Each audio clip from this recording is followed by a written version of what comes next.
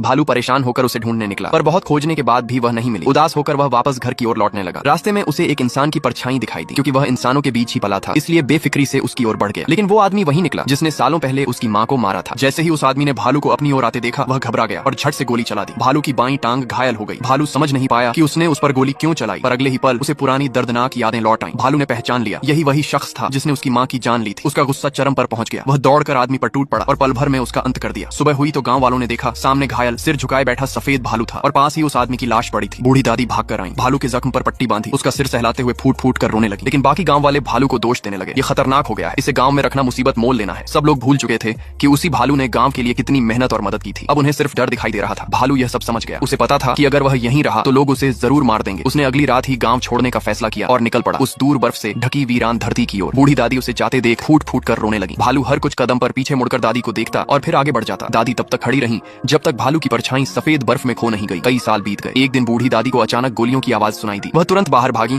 और पास के शिकारी से पूछा, क्या कोई भालू आया है? शिकारी बोला, हाँ, एक बड़ा सफेद भालू है। उसके शरीर पर एक पुराना फटा हुआ कंबल है और उसके साथ दो छोटे भालू भी हैं। बूढ़ी दादी की आंखों से आंसू बह निकले। उन्हें तुरंत समझ में आ गया, वो उनका अपना भालू था जो अब पिता बन चुका था और अपने बच्चों के साथ मिलने आया था। वह कुछ देर वहीं खड़ी रही, भालू को देखती रही जैसे दोनों एक दूसरे से बिना शब्दों के बातें कर रहे हों। फिर भालू ने सिर झुकाया और अपने बच्चों को लेकर धीरे धीरे बर्फीले मैदान की ओर लौट गया ताकि दादी को कोई परेशानी न हो। बूढ़ी दादी खुशी और गम दोनों से भर गई। आंखों में आंसू लिए वह उत्तरी आसमान की ओर देखने लगी, मानो उस बर्फीली धुंध में भी उन्हें अपने सफेद भालू का आखिरी निशान दिखा।